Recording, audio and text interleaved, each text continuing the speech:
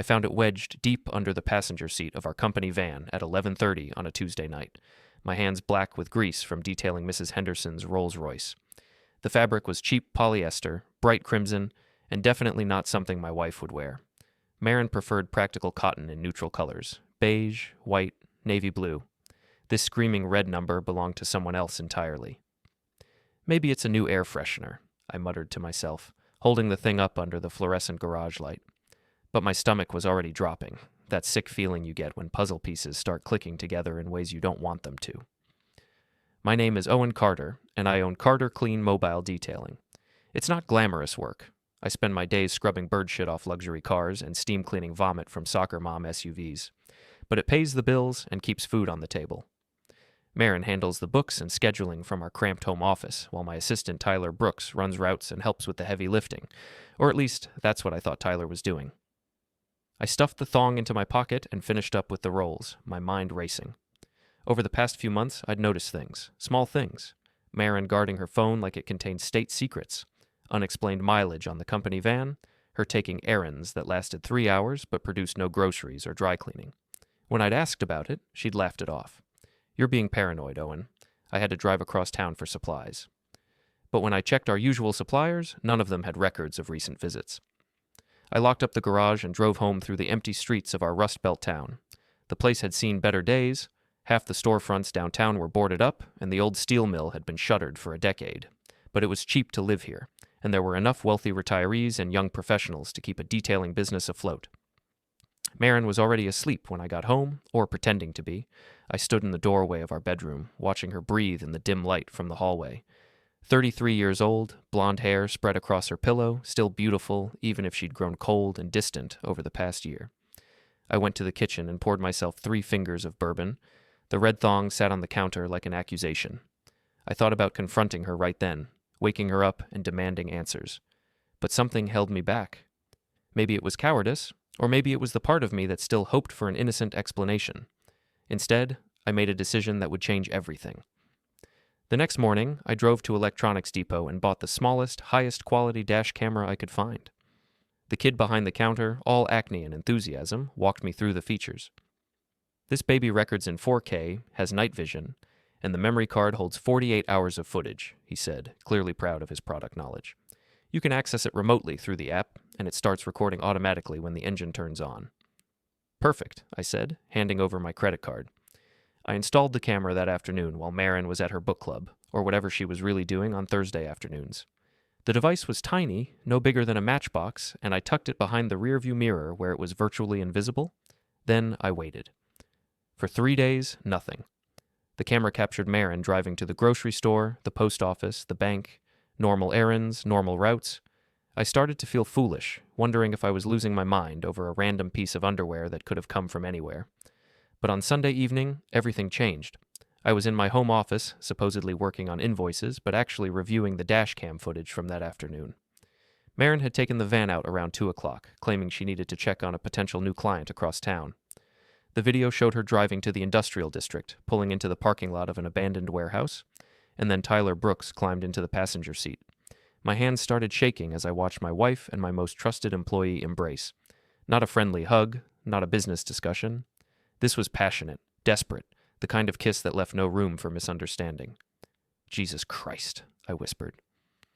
They moved to the back of the van, and I forced myself to keep watching even as my marriage crumbled in high-definition video.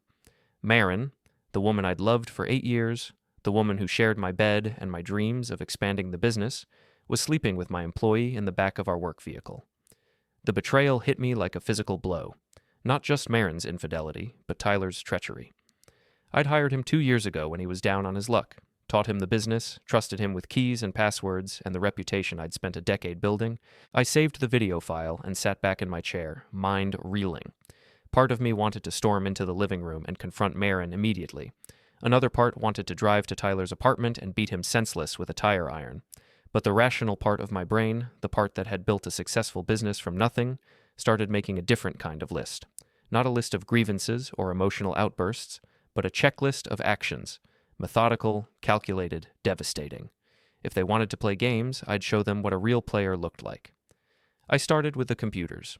Over the next hour, I changed every password for our business accounts, banking, scheduling software, supplier portals, social media. I updated the security questions and contact information, making sure only I had access. Next, I called our accountant, Jim Morrison, no relation to the rock star, just a boring CPA with a talent for protecting assets. I scheduled an emergency meeting for Monday morning to discuss separating business funds from household accounts. Then I contacted Sarah Walsh, the lawyer who'd helped me incorporate the business. I explained the situation in clinical terms and asked her to prepare termination paperwork for Tyler and draft divorce documents for Maren. "Are you sure you want to move this fast?" Sarah asked. "Sometimes counseling can help with marital issues." "I'm sure," I said, thinking about the video file saved on my computer. "This isn't a communication problem." My final call was to our insurance company. I reported a potential violation involving employee misconduct in a company vehicle. The agent took detailed notes and assured me they'd investigate immediately. By midnight, I'd built a fortress around everything that mattered: the business, the bank accounts, the client relationships. Maren and Tyler had no idea their world was about to collapse, but the wheels were already in motion. I deleted the dashcam app from my phone and went to bed, lying next to my sleeping wife for what I knew would be the last time. In the morning, I'd start dismantling their lives with the same methodical precision I used to restore damaged paint jobs. Some stains, after all, were permanent. I woke up at 5:30 Monday morning to the sound of Maren's phone buzzing frantically on her nightstand. She mumbled something and rolled over, but the buzzing continued. Text after text, call after call. I smiled in the darkness and headed for the shower. By the time I'd dressed and made coffee, Maren was sitting at the kitchen table in her robe, staring at her phone with growing panic. Her face had gone pale, and her hands were trembling slightly. "Everything okay?" I asked, pouring myself a cup and leaning against the counter with studied casualness. "I can't log into any of the business accounts," she said, looking up at me with confusion. "The passwords aren't working, and Tyler's been calling since 6, something about not being able to access the scheduling system." "Huh," I said, taking a sip of coffee. "That's weird. Maybe the system's down." Maren tried calling our web hosting company, our bank, and our scheduling software provider. Each conversation followed the same pattern: polite explanations that the account passwords had been changed by the primary account holder. And no, they couldn't provide access without proper authorization. "Owen," she said finally, her voice tight with barely controlled panic, "did you change the passwords?" I met her eyes steadily. "Yes." The word hung in the air between us like a blade. Maren's face cycled through confusion, anger, and something that might have been fear. "Why would you do that? I need access to schedule appointments and pay invoices." "Do you?" I asked. "Because it seems like you've been pretty busy with other activities lately." Her phone rang again, Tyler's name flashing on the screen.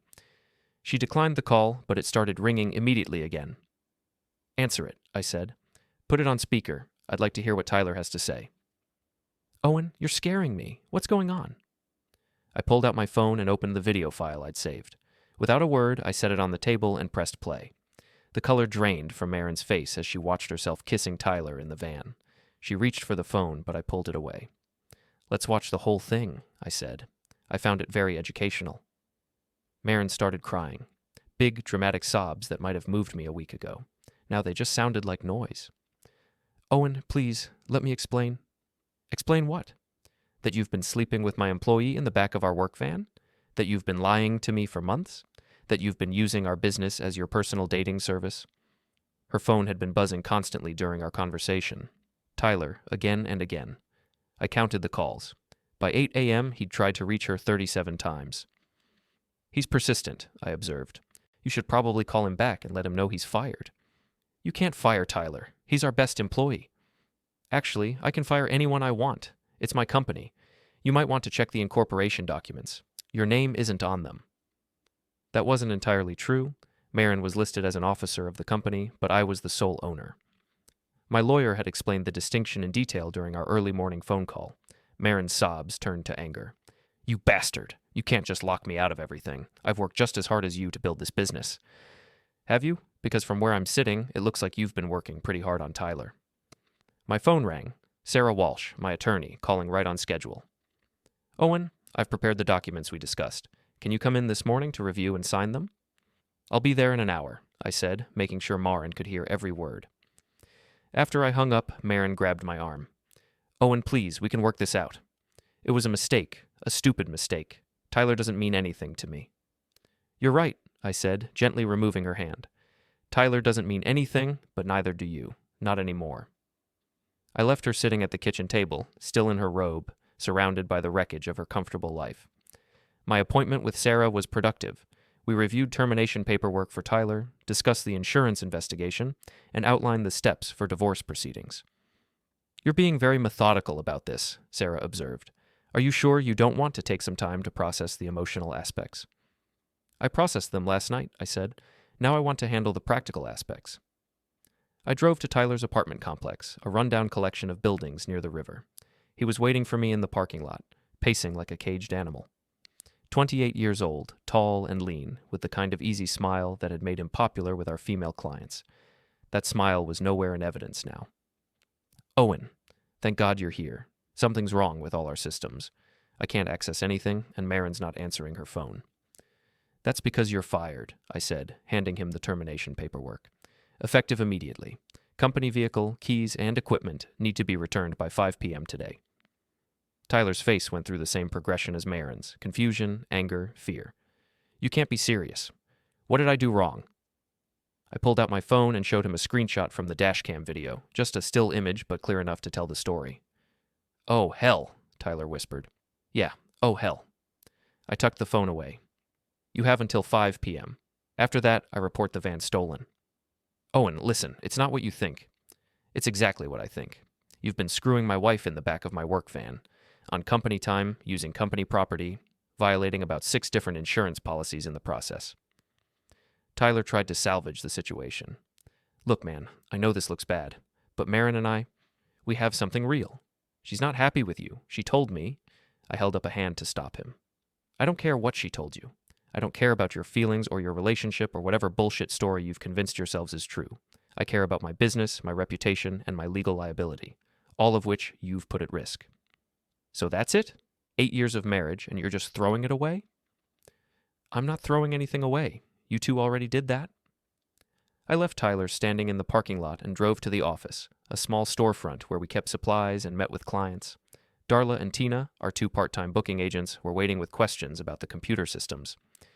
Everything's been locked down temporarily, I explained. Security issue. I'll have new passwords for you by tomorrow. What about Tyler? Darla asked. He's been calling here all morning. Sounds pretty upset. Tyler no longer works here. If he calls again, don't give him any information. Tina, who'd always had a soft spot for office gossip, leaned forward conspiratorially. What happened? Did he steal something? Something like that.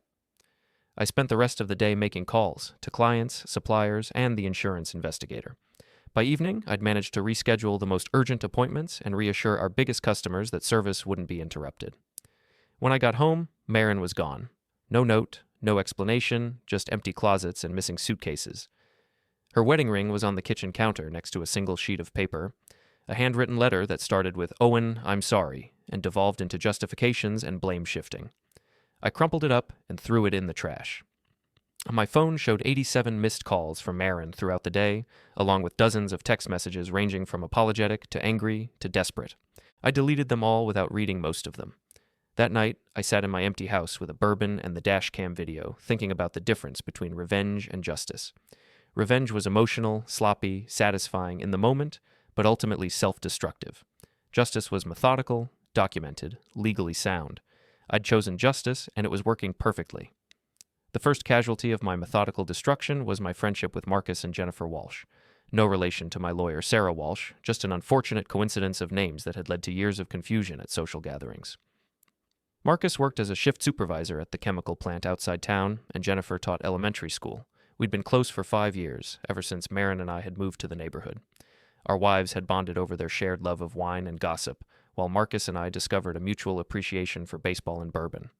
They showed up at my door on Wednesday evening, 3 days after Maren had moved out.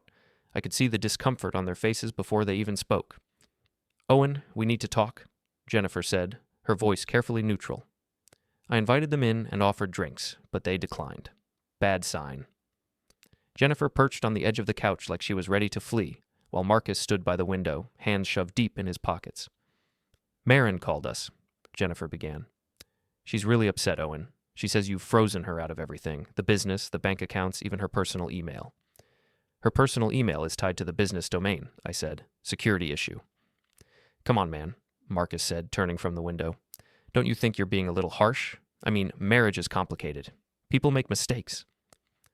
I studied my oldest friend in town, this man I'd trusted with house keys and business advice and late-night conversations about dreams and disappointments. Mistakes? You know what I mean. Maren's going through a rough patch, but that doesn't mean you have to destroy her life. Jennifer nodded earnestly. She's staying with her mother, and Mrs. Voss is beside herself. She says you've turned vindictive and cruel. Ah, Mrs. Lorna Voss. Maren's mother, a woman who'd never approved of her daughter marrying a blue-collar business owner instead of a doctor or lawyer. I'd tolerated her snide comments and backhanded compliments for 8 years, but now the gloves were off.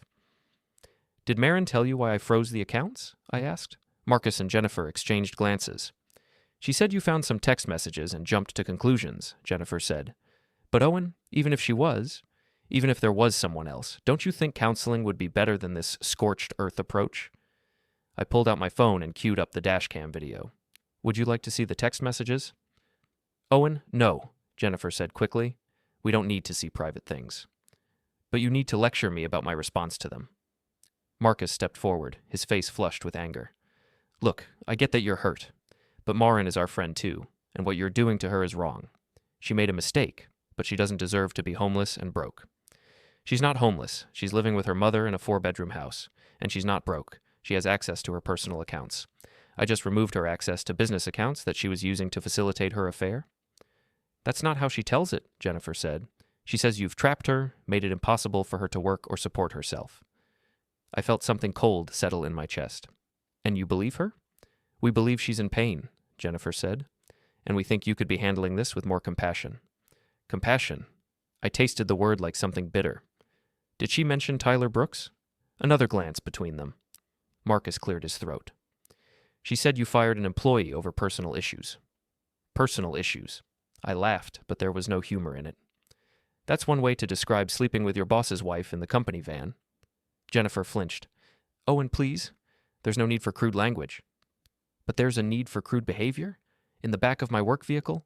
Using company time and property? Marcus held up his hands. Okay, look. We're not here to relitigate what happened. We're here because we're worried about you. This isn't like you, man. You're usually so level-headed, so reasonable. Maybe I'm tired of being reasonable. And maybe you should talk to someone about that, Jennifer said. A therapist, or a pastor, or maybe my friends should support me instead of taking my cheating wife's side. The words hung in the air like a challenge. Marcus and Jennifer looked at each other, and I could see the decision forming in their expressions. We're not taking sides, Marcus said finally. We're trying to be friends to both of you. That's not possible anymore. Jennifer stood up, her face tight with disapproval. Owen, I'm sorry you're hurting, but if you can't find it in your heart to forgive, then maybe you're not the man we thought you were.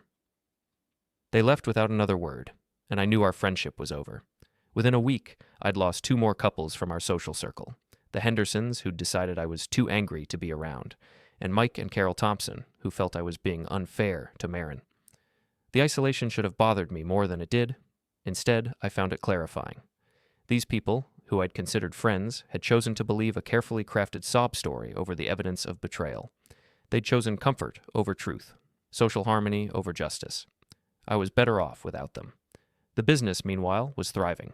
Word had gotten out about Tyler's termination, small towns being what they are, and several competitors had tried to poach our clients. But I'd moved quickly to reassure customers, offering discounts and personally handling the most important accounts. I hired 2 new employees, Janet Rodriguez, a middle-aged woman with 20 years of experience in commercial cleaning, and Danny Chen, a recent high school graduate who was eager to learn the trade. Both were reliable, professional, and completely uninterested in my personal drama. The insurance investigation concluded in my favor. Tyler and Maren's activities in the company van violated multiple policies, but my prompt reporting and documentation protected the business from liability. The insurance company actually commended me for my proactive approach to risk management. Sarah Walsh, my attorney, called with updates on the divorce proceedings. Maren had hired her own lawyer, paid for by her mother, no doubt, and was demanding half the business assets. She's claiming she was an equal partner in building the company, Sarah explained. Her attorney is arguing for community property division. What are our chances? Excellent. The incorporation documents are clear, and her misconduct gives us additional leverage. Plus, the insurance violation could be considered breach of fiduciary duty. How long until this is over? 6 months? Maybe less, if she accepts a reasonable settlement. 6 months. I could live with that. But Maren, apparently, could not live with being ignored. On Friday afternoon, she showed up at the office with her mother in tow. Mrs. Voss was dressed like she was attending a country club luncheon, all pearls and passive aggression. "Owen," Maren said, her voice shaking. "We need to talk." "No, we don't. All communication goes through our attorneys." Mrs. Voss stepped forward, her face pinched with disdain. "Young man, you are being unnecessarily cruel to my daughter. She made a mistake, but that doesn't give you the right to ruin her life." "I'm not ruining anything. I'm protecting my business from people who've proven they can't be trusted." "Trusted?" Mrs. Voss's voice rose to a near shriek. "You've locked her out of her own company, stolen her livelihood, and turned her friends against her." "Her own company?" I laughed. "Mrs. Voss, your daughter isn't listed as an owner of this business. She was an employee, and she was terminated for misconduct, just like Tyler." Maren started crying again, but the tears felt calculated now, performed for an audience. "Owen, please. I know I hurt you, but we can fix this. We can go to counseling, work through our problems." "We don't have problems, Maren. We have a solution. It's called divorce." I turned to leave, but Mrs. Voss grabbed my arm with surprising strength. "If you don't start treating my daughter with respect, you'll regret it. I have connections in this town, young man. I can make your life very difficult."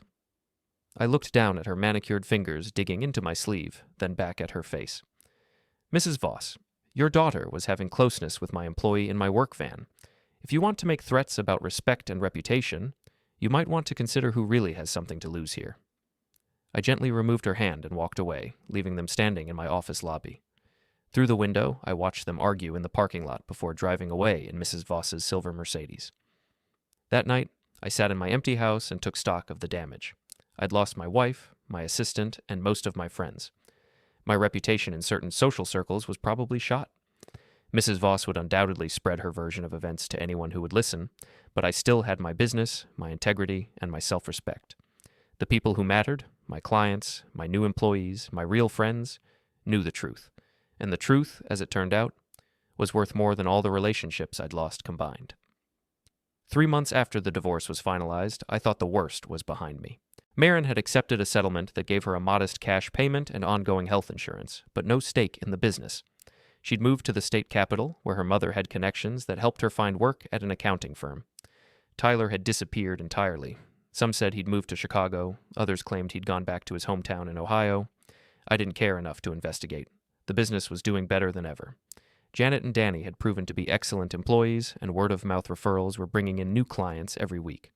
I'd even started dating again, nothing serious, just casual dinners with a nurse named Rebecca, who appreciated my straightforward approach to life. Then Marcus Walsh decided to make it personal. It started with small things. A negative review on our Google page that mentioned unprofessional behavior and personal drama affecting service quality. A complaint to the Better Business Bureau about unethical business practices. Anonymous calls to our biggest clients suggesting they might want to consider other detailing services. I knew it was Marcus because he wasn't smart enough to cover his tracks. The Google review came from an account linked to his email address. The BBB complaint listed his phone number as a reference. And Mrs. Henderson, our biggest commercial client, mentioned that the caller had specifically brought up Marcus's name as a concerned friend. I could have ignored it, taken the high road, let it blow over, but I was tired of people thinking they could attack me without consequences. I called Marcus on a Thursday evening, just as he was getting home from work. "Owen," he said, and I could hear the guilt in his voice. "What's up?" "We need to talk. Tonight. The Riverside Tavern, 8 o'clock. "I don't think that's a good idea." "Marcus, you can meet me there voluntarily, or I can show up at your house with documentation of your harassment campaign. Your choice." He was already there when I arrived, sitting in a corner booth with a half-empty beer and the expression of a man who knew he'd been caught. The Riverside was the kind of place where blue-collar workers went to drink away their problems, dim lighting, sticky floors, and bartenders who minded their own business. I slid into the booth across from him and ordered a bourbon. "So," I said once the bartender had moved away, "want to explain why you've been trying to sabotage my business?" Marcus took a long drink of beer before answering. "I don't know what you're talking about." I pulled out my phone and showed him screenshots of the Google review, the BBB complaint, and the phone records I'd obtained through a private investigator. Really? Because I have documentation that says otherwise. His face flushed red. Okay, fine. Maybe I left a review. So what? It's a free country. A false review, under a fake name. That's defamation, Marcus. Legally actionable defamation. You destroyed Maren's life over a stupid mistake. Someone needs to hold you accountable. I felt that familiar cold anger settling in my chest. A stupid mistake? She was sleeping with my employee in my work van for months. That's not a mistake. That's a deliberate betrayal. People make bad choices when they're unhappy. Stop. I held up a hand. Just stop with the excuses and justifications. Maren made her choices and I made mine. But you've decided to make this your problem, and that's where I draw the line. Marcus leaned forward, his voice dropping to an angry whisper. You know what your problem is, Owen? You think you're better than everyone else. You think because you have a little business and some money in the bank, you can treat people like garbage. I treat people exactly how they treat me, with honesty and respect, until they prove they don't deserve it. Bullshit. You're a vindictive asshole who can't forgive a human mistake. The words hit something deep and raw inside me. I stood up slowly, and Marcus must have seen something in my face because he pressed back against the booth. You want to know about Vindictive? I said, my voice perfectly calm. You haven't seen Vindictive yet. I left him sitting there and drove straight to my office, where I spent the next 3 hours making phone calls and sending emails.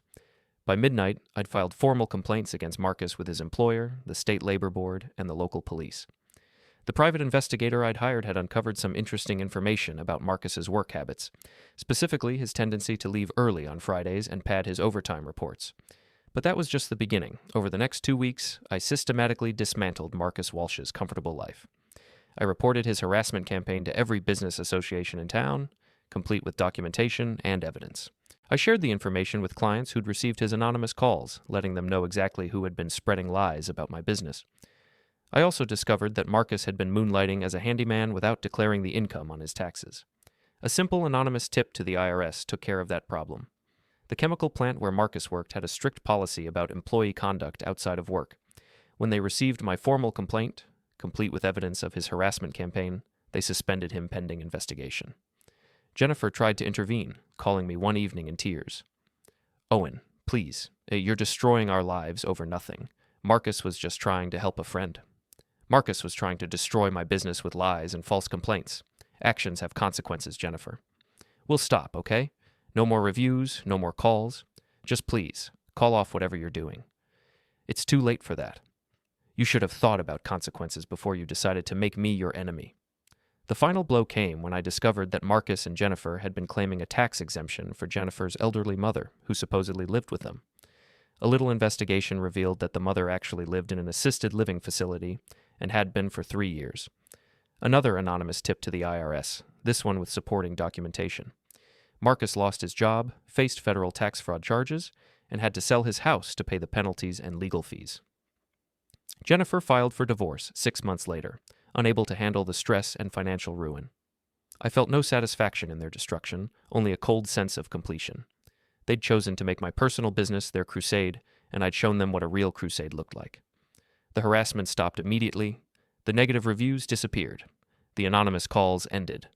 Word spread quickly through our small town about what had happened to Marcus Walsh. People understood the message. Owen Carter was not someone you wanted to cross. But the real message was simpler than that. I'd learned something important about myself during those dark months of betrayal and revenge. I was capable of things I'd never imagined, willing to go to lengths that would have horrified my younger self, and I was completely at peace with that transformation. The old Owen Carter, trusting, forgiving, eager to see the best in people, was gone. He'd passed the night I found that red thong in the van, ruined by the people who were supposed to love and support him. The new Owen Carter was harder, smarter, more ruthless. He understood that loyalty was rare, that trust had to be earned, and that some betrayals could never be forgiven. He was also much better at protecting what mattered. As I sat in my office that night, reviewing the financial reports that showed record profits for the quarter, I raised a glass of bourbon to the security cameras I'd installed throughout the building. To lessons learned, I said to the empty room, and to never learning them the hard way again. 2 years later, I thought the story was over. Carter Clean had expanded to 3 trucks and 8 employees. I'd bought out a competitor and opened a second location. The house was paid off, and I was considering buying a small vacation cabin on the lake. Maren had remarried, some accountant she'd met at her new job, and moved to another state. Tyler had apparently started his own landscaping business in Ohio, according to a mutual acquaintance who thought I might be interested. I wasn't. Marcus and Jennifer had both left town after their divorce. Last I heard, Marcus was working construction in Texas, and Jennifer had moved back in with her parents in Pennsylvania. I'd settled into a comfortable routine of work, occasional dates with Rebecca, and quiet evenings at home. The past felt distant, almost like it had happened to someone else. Then Mrs. Lorna Voss walked into my office on a Tuesday morning in March, carrying a briefcase and wearing the expression of a woman with unfinished business. "Hello, Owen," she said, settling into the chair across from my desk without being invited. "We need to discuss my daughter's future." I looked up from the invoice I'd been reviewing. Mrs. Voss looked older than I remembered, her perfectly styled hair now more gray than blonde, her face lined with stress and bitterness. "Your daughter's future isn't my concern anymore," I said. "We've been divorced for 2 years." "Yes, but the settlement you forced her to accept was inadequate. She helped build this business, and she deserves proper compensation for her contributions." I leaned back in my chair, studying this woman who'd never liked me and was apparently still fighting a war that had ended long ago. The settlement was more than generous, considering the circumstances of our divorce. Mrs. Voss opened her briefcase and pulled out a folder thick with documents. "I've been consulting with attorneys, Owen. Real attorneys, not small-town lawyers who don't understand complex business valuations." "And what did these real attorneys tell you?" "That Maren has grounds to challenge the original settlement, that she was coerced into accepting inadequate compensation due to emotional distress and lack of proper representation." I felt a familiar stirring of cold anger, but kept my voice level. "Mrs. Voss, your daughter committed adultery with my employee in my work vehicle during business hours. She's lucky she got anything at all. That's your version of events, but there are other ways to interpret what happened." "Really? Because I have video evidence that's pretty hard to misinterpret."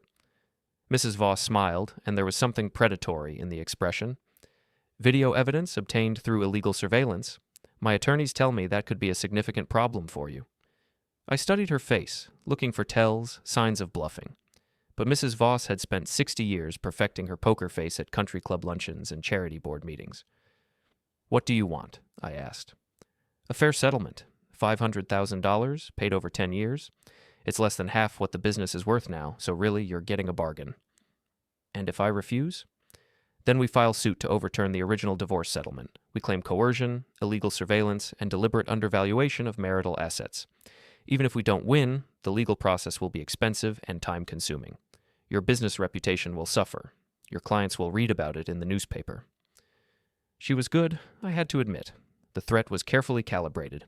Not criminal charges, which would be hard to prove, but civil litigation that could drag on for years. "I need time to consider this," I said. "Of course, but don't take too long. My attorneys are eager to begin discovery, and I understand that can be quite intrusive for business owners." She packed up her documents and left, leaving behind only the faint scent of expensive perfume and implied threats. I sat in my office for a long time after she'd gone, thinking about choices and consequences. The smart play was probably to pay her off, make the problem go away, move on with my life. $500,000 was a lot of money, but I could afford it, and the alternative was years of legal warfare. But there was a principle at stake here, something deeper than money or convenience. Mrs. Voss was betting that I'd choose the easy path, that I'd roll over rather than fight. She'd bet wrong. I called my attorney, Sarah Walsh, and explained the situation. She listened without interruption, then sighed heavily. "Owen, I have to advise you that Mrs. Voss isn't entirely wrong. The legal landscape around divorce settlements has shifted in recent years, and courts are more willing to revisit agreements that might have been signed under duress." "So you think I should pay her?" "I think you should consider it seriously. Fighting this could cost more than $500,000, and there's no guarantee you'd win." "But there's also no guarantee I'd lose." "No, but the odds aren't great. Juries tend to sympathize with women who claim they were taken advantage of during emotional divorces." I thanked Sarah and hung up, then made another call, to the private investigator I'd used during the Marcus Walsh situation. If Mrs. Voss wanted to play hardball, I needed to know everything about her finances, her relationships, and her vulnerabilities. The information came back within a week, and it was illuminating. Mrs. Voss was not the wealthy widow she pretended to be. Her late husband had left significant debts, and she'd been living off credit and the sale of assets for years. The country club membership was 3 months behind on dues. The Mercedes was leased, not owned. The big house was mortgaged to the hilt. More interesting was the discovery that she'd been having an affair with her financial advisor, a married man who'd been helping her hide assets from creditors. The relationship was documented in hotel receipts, restaurant charges, and some very indiscreet text messages that my investigator had obtained through methods I chose not to examine too closely. But the real bombshell was the revelation that Mrs. Voss had been systematically stealing from the charity foundation she managed. Small amounts, carefully hidden in the bookkeeping, but theft nonetheless.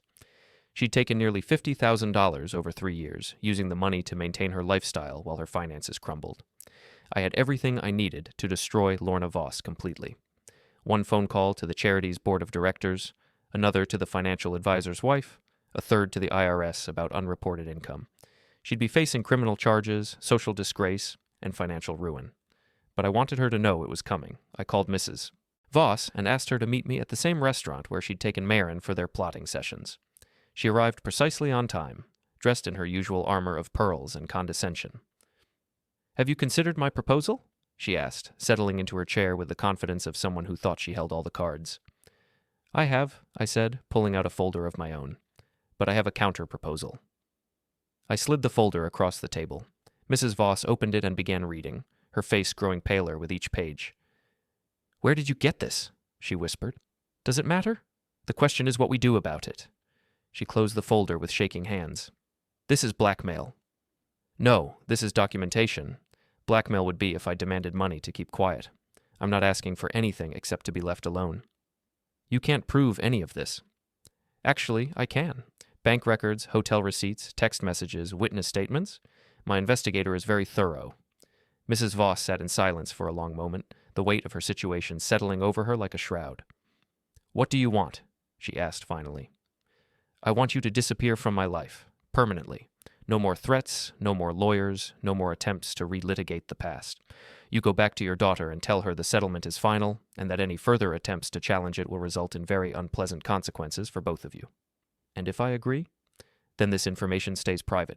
Your secrets remain secret. Your reputation stays intact. And if I don't agree?"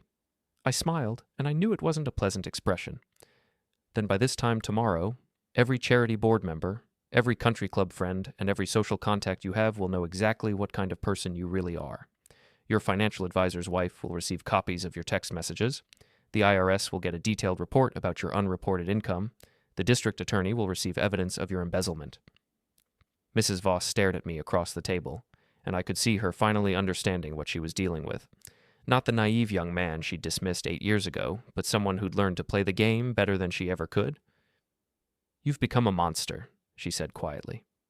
"No," I replied. "I've become realistic. There's a difference." She left without another word, taking her folder of evidence and her shattered illusions with her. I never heard from her again, and neither did my attorney. Maren stayed in her new state with her new husband, and the past finally became the past. I finished my bourbon and walked out of the restaurant into the cool evening air, thinking about the journey that had brought me to this moment. 8 years ago, I'd been a trusting husband and friend, someone who believed in second chances and the fundamental goodness of people. That man was gone, ruined by betrayal and resurrected as someone harder and more pragmatic. Someone who understood that respect had to be earned, that trust was a luxury few people deserved, and that sometimes the only way to find peace was to make your enemies afraid to disturb it. I drove home through the quiet streets of my small town, past the houses of people who'd learned to give me a wide berth, to my paid-off house and my successful business and my carefully ordered life. It wasn't the life I'd planned, but it was the life I'd earned, and it was enough.